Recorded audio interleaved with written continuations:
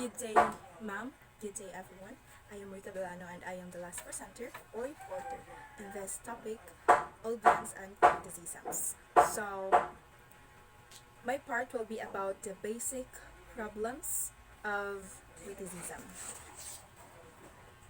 Basic problems of criticism.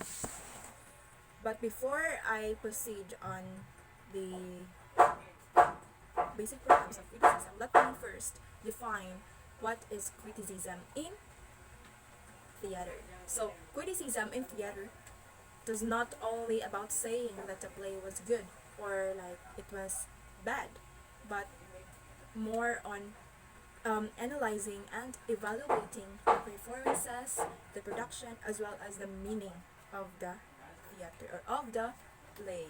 So, critics focus on three fundamental elements or three main areas, which are understanding, effectiveness, ultimate worth. So, understanding, by definition, grasp the player's intent, script, and production goals. So, a critic here in understanding, a critic must ask, what is the playwright trying to communicate? Or what themes, emotions, or kanang message ang iyahang ganahan na i-communicate or i-deliver or ganahan niyang ipa-experience sa iyahang audience. So, for example,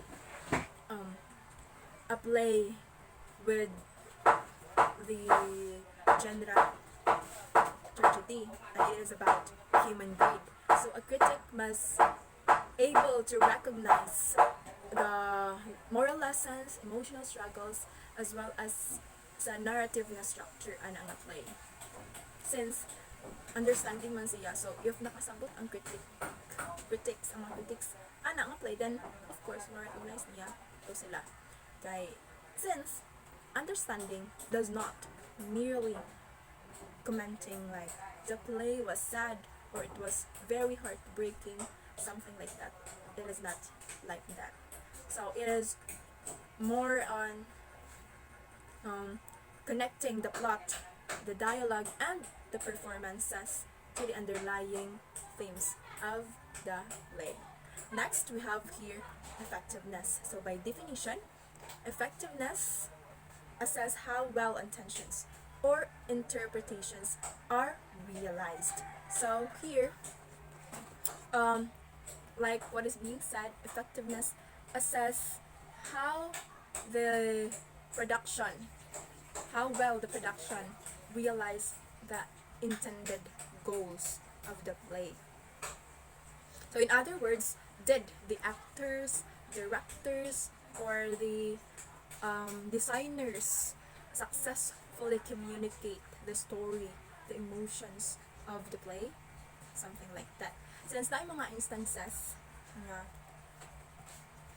yes, the actors were able to effectively nga makuan jud reflects effectively reflect the emotional struggle of the characters or of the characters that they are portraying. However, na ay uban nga mga error in terms or mga technical issues like the stage is ngit-ngit na siya kaayo.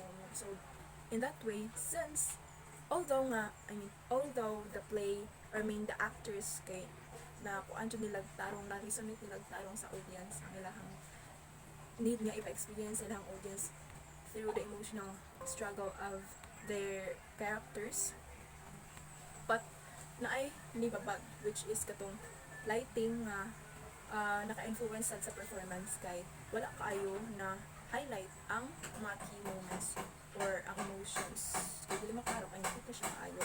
So in that way, we can say that the play or the critic would comment like the play kay kuan dili siya kayo effective kay naay one part na wala kayo na successfully na nakuha nila na manage.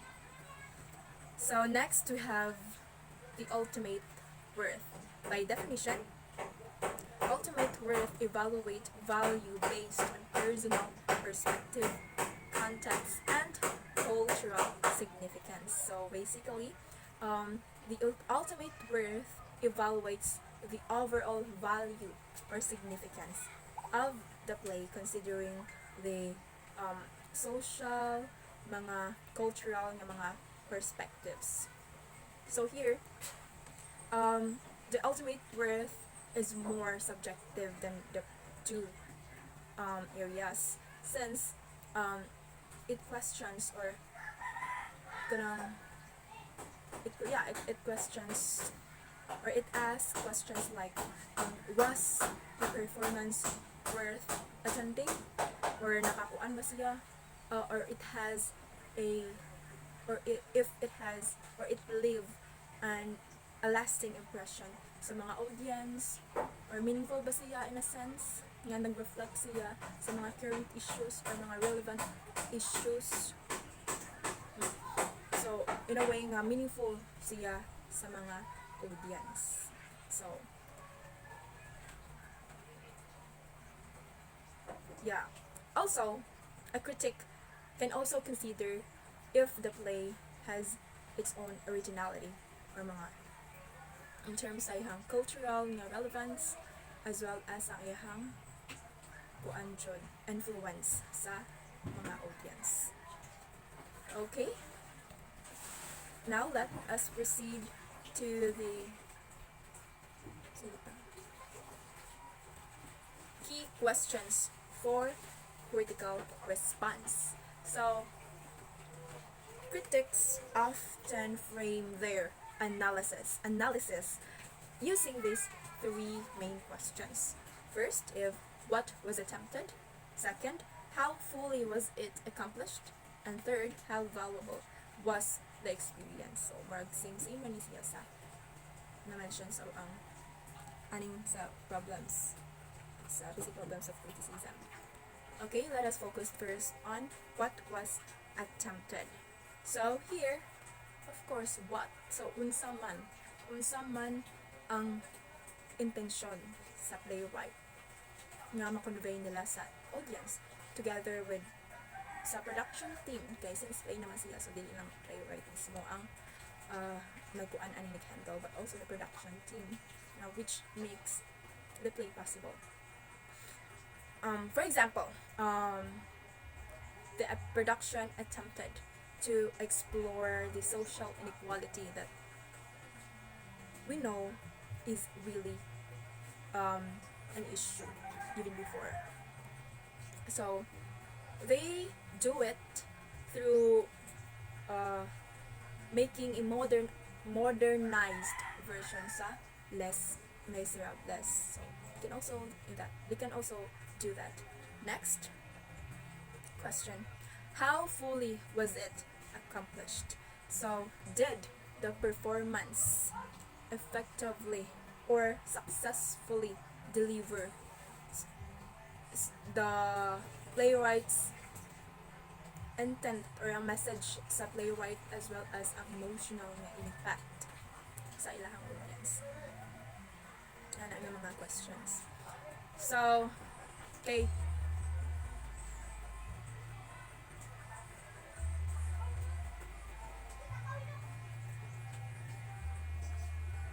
Somewhat ko ano ni sa ni mirror ni siya sa previous itong tulok ka po. So masabtan ka siya. Like what I have said earlier, if naay mga technical issues or something na maka puan jud makaguba or not in a way nga maguba jud ang performance at maka-apekto siya, then we cannot say that they fully accomplished. However, in some instances, if we focus more on the next question that I am about to deliver, or I mean to discuss to you, how does I discuss? So, proceed na ta. Next question, how valuable was the experience? So, since as a critic,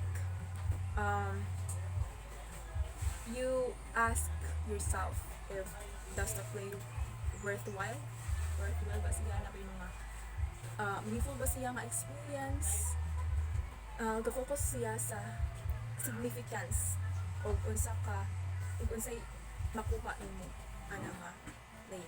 So ani nga case, if the focus ka more sa value niya, then katong mga technical issues like katong before nga mention ako katong about sa lighting, then more na siya as a critic, you were just ano na siyang dili na kaayon mo realize since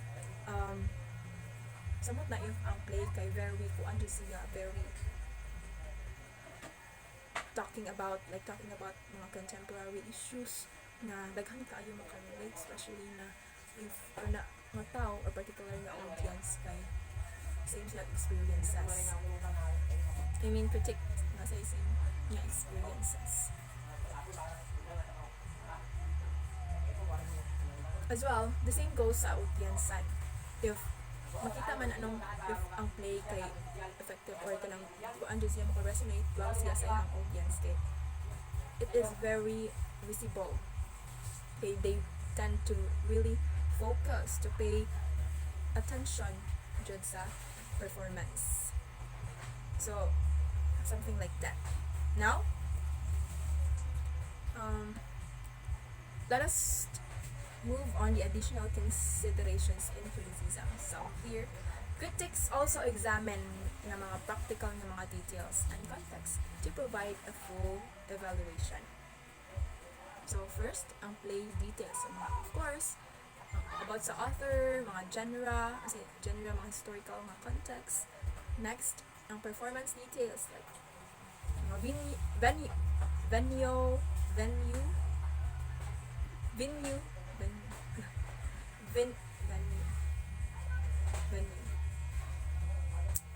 Next, let us proceed to the additional considerations in criticism. So, critics also examine practical details to provide a full evaluation of the play. So, first, the play details. Of course, mga authors, mga genre sa play, o sa ang about ang historical context niya.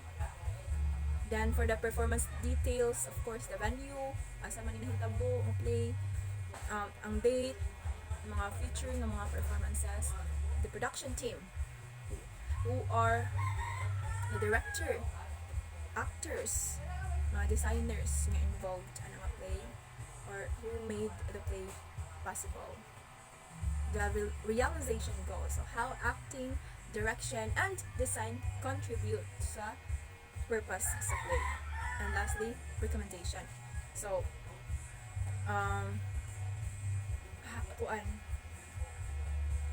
more recommendation for others to watch with the reason. So, dapat iyahang ma-mention like what and why they think that way, or why should others watch it, why and why not, considerations.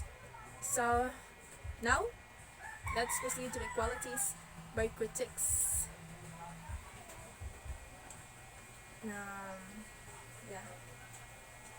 First, we have sensitivity to feelings, ideas, and imagery. So, as critics, of course, dapat sensitive ka sa unsay nahitabo sa play or on stage. Like, maka-recognize ka if naay something na mali or error, or in terms sa emotional tone sa mga actors, sa mga technical issues, about if align ba siya sa themes, something nga nagkuan siya og thorough nga observation, dili lang kay mga surface level lang nga kuan nga imuhang nabantayan since as critics kailangan siya sa pay of attention.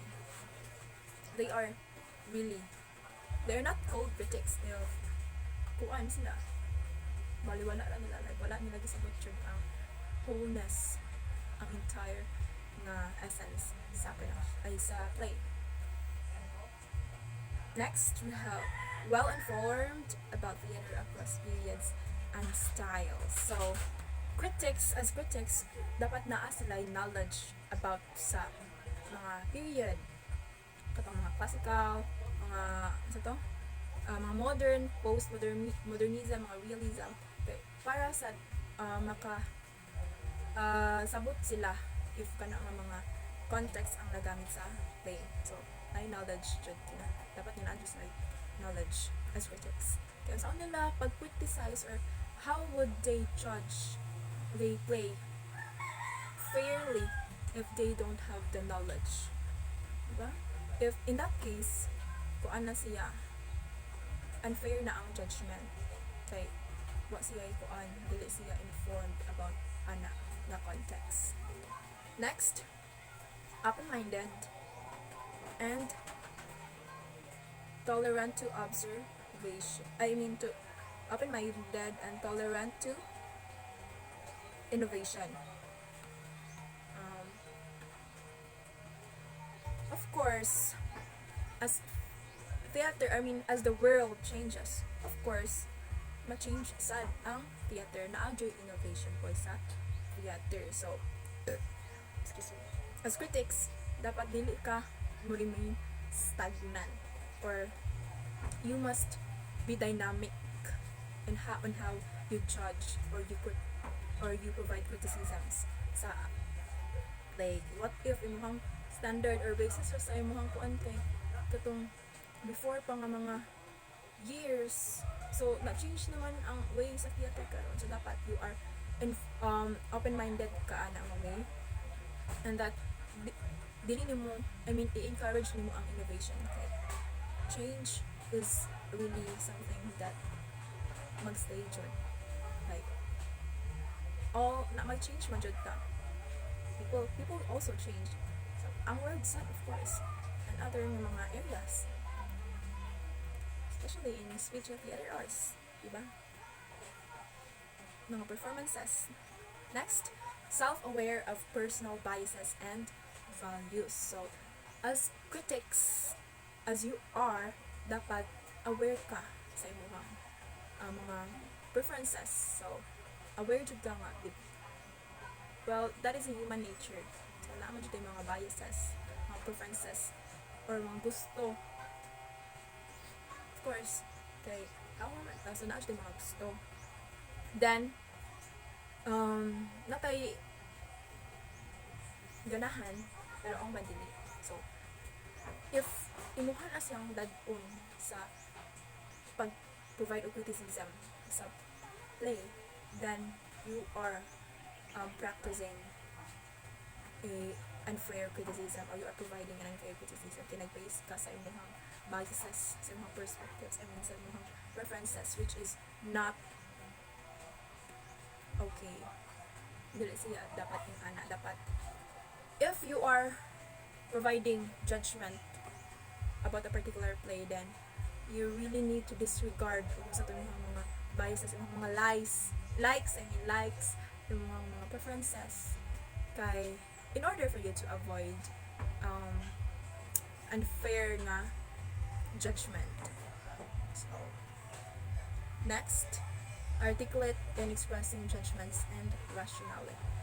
So, of course, since as critics, naamad yun na sila ika-istorya. Tinahanglan na. Nga na sila may istorya about anong play. So, dili lang isa ka ng daghan sila ay criticisms, mga negative na criticisms, dili nila masuportaan or dili sila ka-provide of explanation why nila ito hatag or why nga ito ilang critic, diba? So, as critics, dapat articulate sila in a way nga ma-explain nila ang tarong why kana ilahang ngano nga to or why ingana ilahang way of thinking ana nga particular na play unsa man ilahang mga basis like ngano man na ay mga naa sa mga evidences like for example i-mention niya ang kanang scene tungod ana nga scene na ay something error wala makuha na iha ma-explain ang yan pasabot sa ang mga actors or mga artists in a way na madawat nila ang criticisms kahit tinukod. Pero kanang gama-gama ang criticism niya mo sila ma-provide niya evidence like yung sila ma-mention yung mga scenes or something na hitabo pag kuan sa play, then inaccurate na siya, so very no. Dili ka effective nga critics if wa kay mahatag nga criticisms, whether it is good or bad. So kinahanglan na siya para sa improvement sa mga artists as well as sa audience, makatama sila sa audience. Next, courteous and respectful and approach. Of course, as critics, di ba kasagaran sa ato ang mind at tobacco for our mind. Ang criticism is more on focus to siya sa negative, no? Kanya mo focus siya sa negative unya. I mean, ato ang idea sa criticism is more on negativity ra jud, like dahil sa ka-personality or sa katawa maghatag og negative na comments about sa particular nga work. However, of course, if daghan og kuan jud need niya improve sa imong play or sa imong work, then maka-receive jud niya sa mga criticisms. However, dapat nga katong the way nga ang critic nihatag ato kay in a respectful way gihapon, like dili something disrespectful na sa mga artist, like more i-discourage na lain kaayo. So as a critics, kinahanglan nga encourage na ang mga artist as well as ang production team for improvement, like in a way nga you identify or imong ikuan nila ang ilahang mga need niya improve, dili na way nga pinasika or like na parang may emotions nga negative kaayo, which is very respectful, malain sa ang mga artist na. So instead nga ganahan sila nga ma-improve based sa imong criticism, then more or less more discouragement na sila ang labo sa mga siguro para ako something nga na which is very no jud. Next,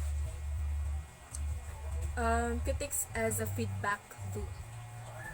So criticism as a feedback loop. So meaning, criticism daw ka nag-serve siya o kanang bridge siya sa audience o sa artists. In a way, if ma-provide ka criticism, makuan man dyan mo ma-involve niyo mo ang artist, kasi sila mismo ang portray, sila mismo ang act, as well ang production team, kay sila ang reproduce entirely play, as well as ang audience. Why? In a way, sa asang way makakuan siya ang criticism sa audience, maka-benefit. In a way nga, maka-influence sila into the public. So not the influence ni negative na influence, but of course the positive ones. Okay, in a way nga maka-realize sila na dito na parang makaibaw ito sila kung saan nila pagtanaw dyan mismo sa play or the right way of understanding the play, like ma-realize nila ang essence dyan ano nga play, not just for entertainment, but of course na naman yung mga plays, most of the play naman yung mga moral lessons na makahatag meaningful ng mga experiences sa mga audience. Next, okay, na as a conclusion. So in conclusion, the audience is central to theater, actively shaping meaning and emotional impact. Watching a performance requires focus, imagination, and awareness of theatrical elements, while criticism evaluates its artistic and cultural significance. So, by understanding audience dynamics and theater criticism, students of speech and theater arts can analyze, appreciate, and participate meaningfully, highlighting theater's collaborative, reflective, and transformative nature. So that's all for our report, ma'am. Thank you for listening.